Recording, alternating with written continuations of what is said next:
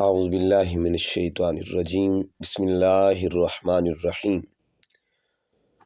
قال اللہ تبارک و تعالی فی کلامہ المجید ولا تنہرہما وقل لہما قولا کریما صدق اللہ العظیم ان اللہ وملائکتہ یصلون علی النبی یا ایہا الذین آمنوا صلوا علیہ وسلموا تسلیما اللہم صلی وسلم علی محمد وعلی آل محمد بعدد کل شیء معلوم لک الصلاۃ والسلام علیک یا سیدی یا رسول اللہ وعلی آلک و اصحابک یا سیدی یا حبیب اللہ۔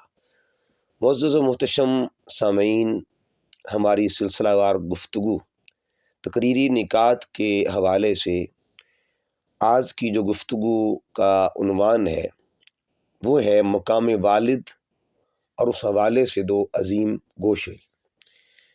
والد کے مقام پر آج دو گوشوں کا ذکر کریں گے۔ اس حوالے سے جو آیت کریمہ جس کا انتخاب کیا گیا ہے وہ سورہ بنی اسرائیل کی آیت نمبر 23 کا حصہ ہے۔ اس آیت کا ترجمہ اور تشریح کرنے سے قبل لفظ والد پر اگر غور کیا جائے تو لفظ والد 4 حروف کا مجموعہ ہے۔ پہلے حرف کو واو کہتے ہیں، دوسرے حرف کو الف، تیسرا حرف لام اور چوتھا حرف دال۔ اگر ہم والد کے لفظ پر ہی غور کریں تو ہر حرف میں کمال محبت ملتی ہے، ایک کمال معنی اور کمال چاشنی نصیب ہوتی ہے ہر حرف کے اندر۔ دیکھیے سب سے پہلے واو، اگر واو کو ہم دیکھیں، والد کی واو کو، تو اس میں وفا نظر آتی ہے۔ زندگی بھر باپ کی وفا میں گزر جاتی ہے، اولاد کے لیے وفا، قدم قدم پہ خود جس بھی مشکل سے باپ گزرے لیکن اس کی زیادہ تر کوشش یہ ہوتی ہے کہ میری اولاد آسانیوں میں رہے، تو وفا کا پیکر ہوتا ہے والد۔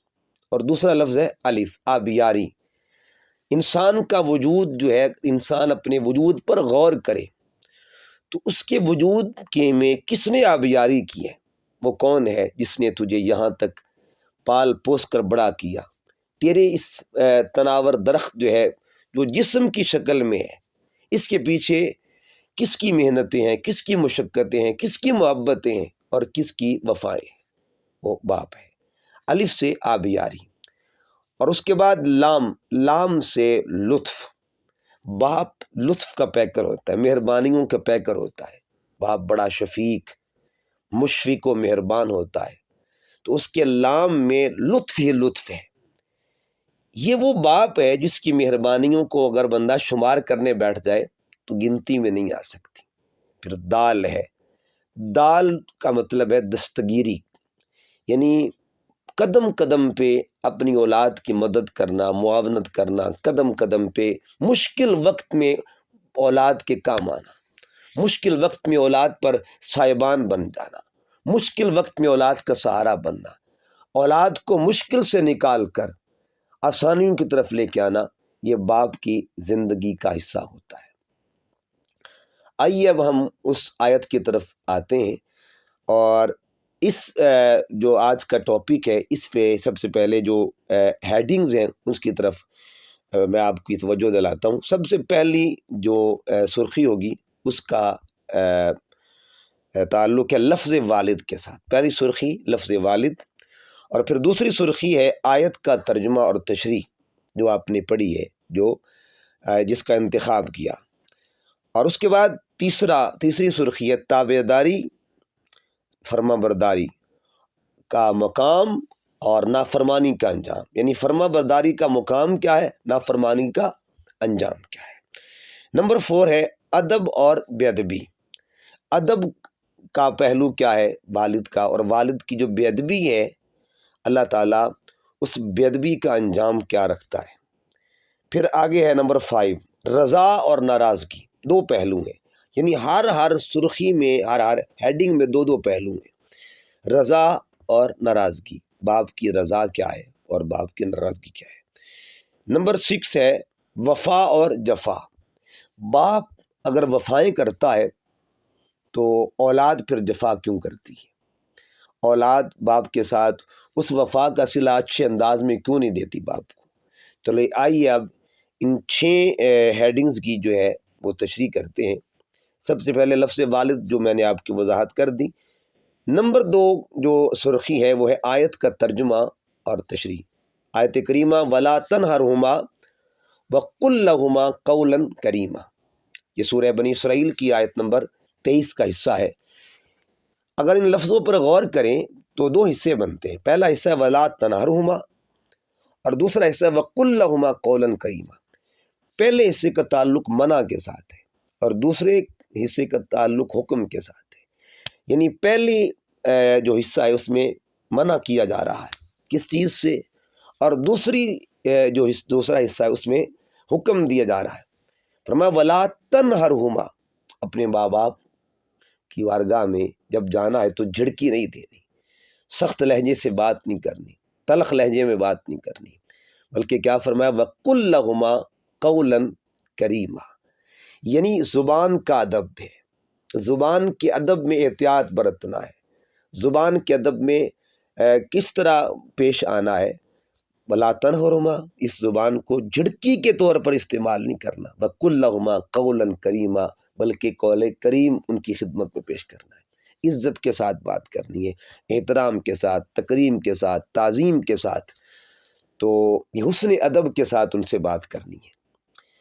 اب یہ جو 2 حصے ہیں، پہلے حصے کا تعلق نفی کے ساتھ ہے اور دوسرے کا تعلق اس بات کے ساتھ ہے۔ وہ اللہ تعالیٰ اس آیت کی روشنی میں فرما رہا ہے کہ بے ادبی کی نفی کر دو اور ادب کا اس بات رکھو۔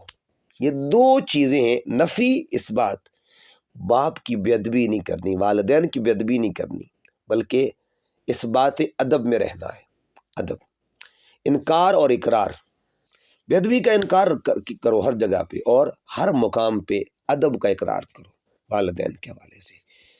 اب بطور خاص چونکہ باپ کا ذکر ہے تو باپ کے حوالے سے قرآن مجید کو اگر ہم پڑھیں تو قرآن مجید کے 2 مقامات بڑے خوبصورت مقامات ہیں، یعنی پورا قرآن ہی ماشاء اللہ سبحان اللہ، یہ جو 2 مقامات ہیں یعنی والد کے حوالے سے تو یہ بڑے کمال کے مقامات، ایک میں والد کی فرما برداری کے مقام کا ذکر ہے اور دوسرے مقام پہ والد کی نافرمانی کے انجام کا ذکر ہے۔ یہ 2 پیغمبروں کا اللہ تعالیٰ ذکر فرما رہا ہے، دونوں پیغمبروں کا ذکر۔ ایک وہ نبی کہ جن کا نام حضرت نوح علیہ السلام، نوح علیہ السلام کے 4 بیٹے تھے، حام، سام، یافس اور کنعان۔ 3 بیٹے جو تھے وہ آپ کے حلقہ ایمان میں آ گئے تھے، 4تھا بیٹا باقی ہو گیا۔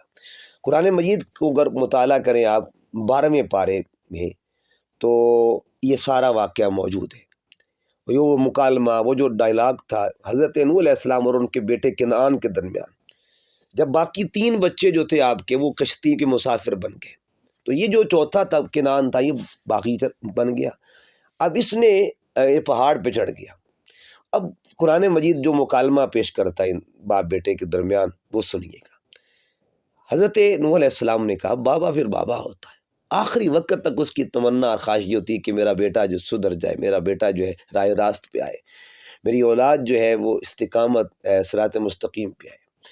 حضرت نوح علیہ السلام نے اپنے بچے سے بات کی یا بنی، یہاں بھی تصغیر کا لہجہ ہے، تصغیر کے صیغے میں بات کی، یا بنی، اے میرے پیارے بیٹے، ارکب معنا، ہماری کشتی کے مسافر بن جاؤ، میری کشتی میں آ جاؤ، لا تکن مع الکافرین، کافروں کی سنگت میں نہ جانا۔ یعنی باپ بری صحبت سے دور رہنے کا حکم دے رہا ہے اور اپنی سنگت، اپنی نسبت، اپنی قربت، اپنی معیت کا حکم دے رہے ہیں کہ ارکب معنا، ہماری کشتی کے مسافر بن جاؤ، لا تکن مع الکافرین، کافروں کی سنگت میں نہ جانا۔ قال، بچے نے کہا سآوی الی جبل، ابو جان میں پہاڑ پہ چڑھ جاؤں گا، یعصمنی من الماء، پہاڑ میری حفاظت کرے گا، مجھے پانی سے بچا لے گا۔ قال، حضرت نوح علیہ السلام نے فرمایا لا عاصم اليوم من امر اللہ، اے پیارے بیٹے آج اللہ کے امر سے ہی بندہ بچے گا، جو کشتی نوح کا مسافر بن جائے گا وہ بچ جائے گا اور جو اس سے دور۔ تو اس کا مطلب یہ ہوا یہ واضح طور پر بیٹا نافرمانی کر رہا ہے، اور پھر جب طوفان نو آتا ہے، تھپیڑے ٹکراتے ہیں، موجیں ٹکرانے لگی، تو پھر باپ باپ ہوتا ہے۔ میں نے عرض کیا کہ آخری وقت تک باپ کی کوشش ہوتی ہے، تمنا ہوتی ہے، خواہش ہوتی ہے کہ میرا بیٹا صراط مستقیم پہ آ جائے۔ پھر بھی ایک اور عرضی پیش کرتے اللہ کے حضور کہ ربی ان ابنی من اہلی، مولا یہ میرا بچہ ہے، میرے اہل میں سے، میرے اولاد میں سے مولا۔ تو اللہ پاک نے فرمایا یا نوح انہ لیس من اہلی، اے پیارے نوح، جو تیرا نہیں وہ میرا نہیں ہے۔ اللہ رب العزت نے واضح فرما دیا کہ جو اپنے باپ کا نافرمان ہے میں اسے قبول کیسے کر سکتا۔ تو قرآن مجید میں واضح طور پر یہ میسج دیا جا رہا ہے۔ آج جو لوگ نافرمانی کرتے ہیں، اپنے آپ پہ غور کریں، اپنی زندگی میں غور کریں۔ اگر کوئی شخص باپ کی نافرمانی کرتا ہے، قرآن کی اس پیغام کو پڑھ کے دیکھیں، وہ پیغمبر کے بیٹے ہیں، لیکن نافرمانی کا انجام کیا ہوا؟ یہ واقعہ پھر کب کا ہے؟ ہزاروں سال قبل کا واقعہ ہے، لیکن جب قرآن اترا، اللہ نے قرآن مجید میں اس واقعہ کو محفوظ کیا۔ کیوں محفوظ کیا؟ تعلیم انسانیت کے لیے، تعلیم مومن کے لیے، تعلیم امت کے لیے، تاکہ قیامت تک آنے والے ہر ایمان والے کو خبر ملے کہ اگر نافرمانی کا انجام یہ ہے کہ پیغمبر کا بیٹا ہو کر بھی زد میں آ جاتا ہے، تو پھر ہم کون ہیں؟ ہم کس حیثیت کے لوگ ہیں؟ بہرحال یہ تو ایک پہلو تھا نافرمانی کا انجام۔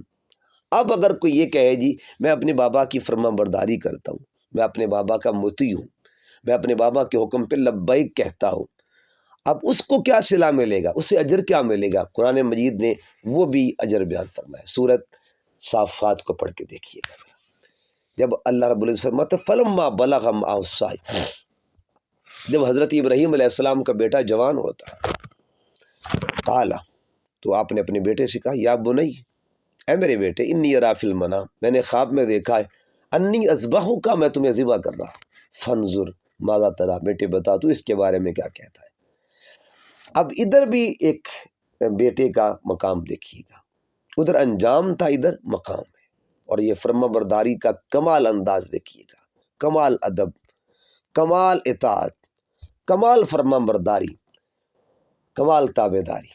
حضرت اسماعیل نے کیا عرض کیا، یا ابتی، اے میرے بابا جان، افعل ما تؤمر، انتظار کس بات کی، کر گزریے جو آپ کو حکم دیا گیا ہے۔ فلما اسلما، قرآن مجید نے فرمایا کہ دو فرما بردار، اور وہ دو کون تھے؟ ایک بے مثال بابا، ایک بے مثال بیٹا۔ فرما بردار بیٹے کو اللہ نے قرآن مجید میں قیامت تک کے لیے محفوظ کر دیا، اور صرف نام کے طور پہ نہیں، نام کے طور پر۔ ایک ہوتے تھیوری، ایک ہے پریکٹیکل، اللہ نے ان کی یاد کو بھی زندہ رکھا ہوا ہے۔ اس فرما بردار بیٹے کی یاد اس طرح زندہ رکھی ہے، قرآن مجید میں تو لفظوں کی شکل میں ہے، آیتوں کی شکل میں ہے، لیکن جب ہر سال قربانی کی عید آتی ہے تو کیا ممبروں پہ ذکر نہیں ہوتا؟ جب لوگ قربانی کا جانور ذبح کرتے ہیں تو تصور میں کون آتا ہے، خیال میں کون آتا ہے، کس کی سنت کا چرچا ہوتا ہے؟ یہ سنت ابراہیمی ہے۔ اور جب سنت ابراہیمی کا ہم ذکر کرتے ہیں تو اس عظیم بیٹے کی بات نہیں ہوتی؟ کیا ممبروں پہ ان کا تذکرہ نہیں ہوتا؟ کلام خدا بندی میں ان کا تذکرہ، ممبروں پہ ان کا ذکر ہے، مسجدوں میں ان کا ذکر، عیدگاہ میں جب خطبات دیے جاتے ہیں حضرت اسماعیل کو سلامی دی جاتی ہے، اور یہ سلامی قیامت تک ملتی رہے گی۔ ایک عظیم بیٹے کو، فرما بردار بیٹے کو، ایک مطیع بیٹے کو، ایک تابع دار بیٹے کو، اس کی عظمت، اس کا وہ جو کمال اطاعت ہے اپنے والد کے حوالے سے، اللہ تعالیٰ اس کا تذکرہ کبھی کرواتا رہے گا اور یاد بھی منواتا رہے گا۔ یہ اطاعت والد کا کمال تھا کہ آج تک اور قیامت تک ان کا چرچا ہوتا ہے، ہوتا رہے گا۔ پھر دیکھیے گا اگلا جو پہلو ہے وہ ہے ادب اور بے ادبی۔ باپ کا ادب کیا ہوتا ہے اور باپ کی بے ادبی کا انجام کیا ہوتا ہے۔ ادب میں جو آقا علیہ السلام کی ذات طیبہ نے جب ادب کی بات کی والد کی، تو سرکار صلی اللہ علیہ وسلم کی حدیث مبارکہ ادب والد کے حوالے سے، یہ جو ہے ابن ماجہ کی حدیث مبارکہ ہے، ابو داؤد شریف کی حدیث مبارکہ ہے۔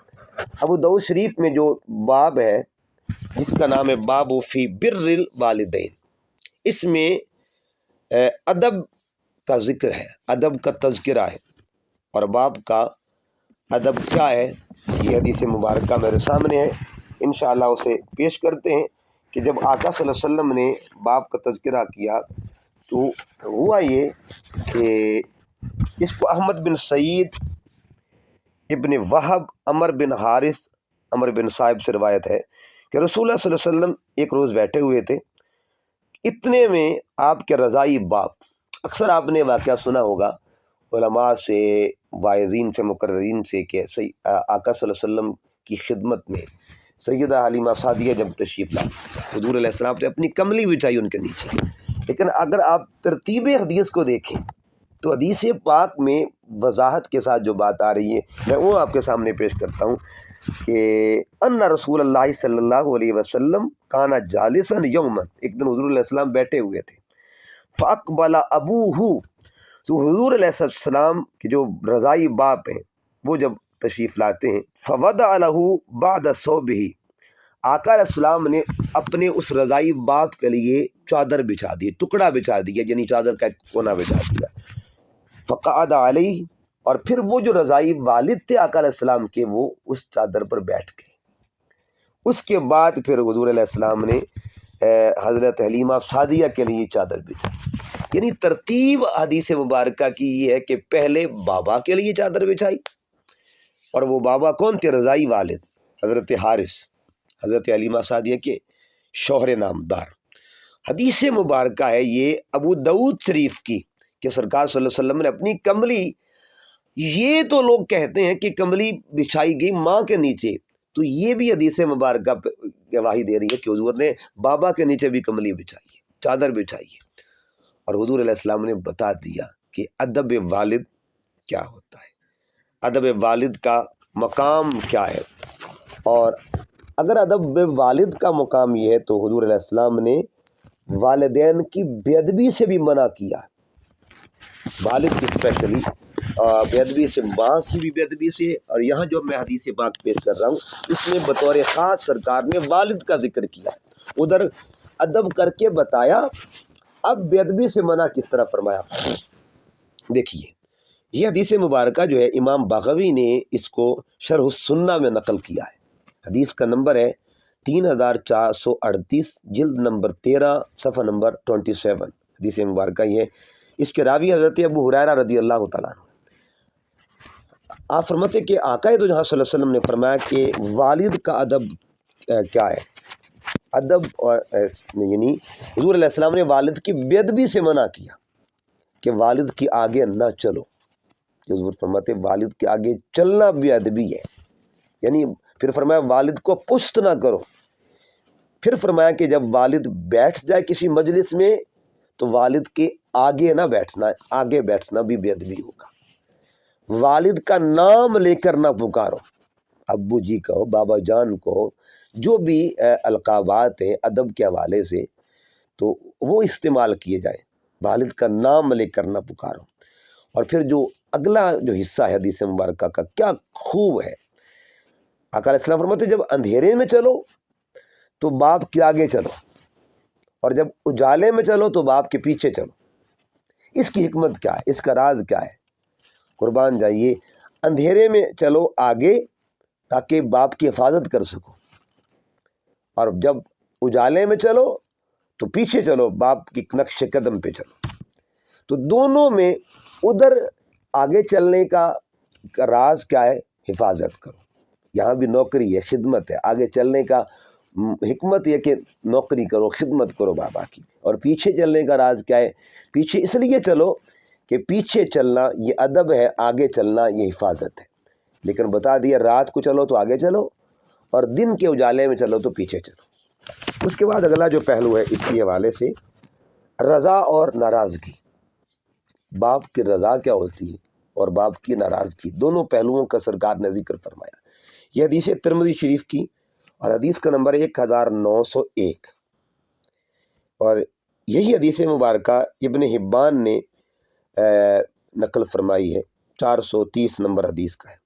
آقا علیہ السلام کی بڑی معروف حدیث مبارکہ، فرمایا رضا اللہ فی رضا الوالد، کہ جو چاہتا ہے کہ اللہ راضی ہو جائے، ہر بندہ چاہتا ہے، اللہ کی رضا کا متلاشی ہر بندہ ہے، ہر بندہ طالب رضائے خداوندی ہے، اور جو طالب رضائے خداوندی ہے اس کے لیے میرے آقا نے نسخہ کیا دیا ہے، حضور کا حکم کیا ہے، حضور کا فرمان کیا ہے، فرمایا رضا اللہ فی رضا الوالد، جو چاہتا ہے میرا رب راضی ہو جائے وہ اپنے والد کو راضی کر لے۔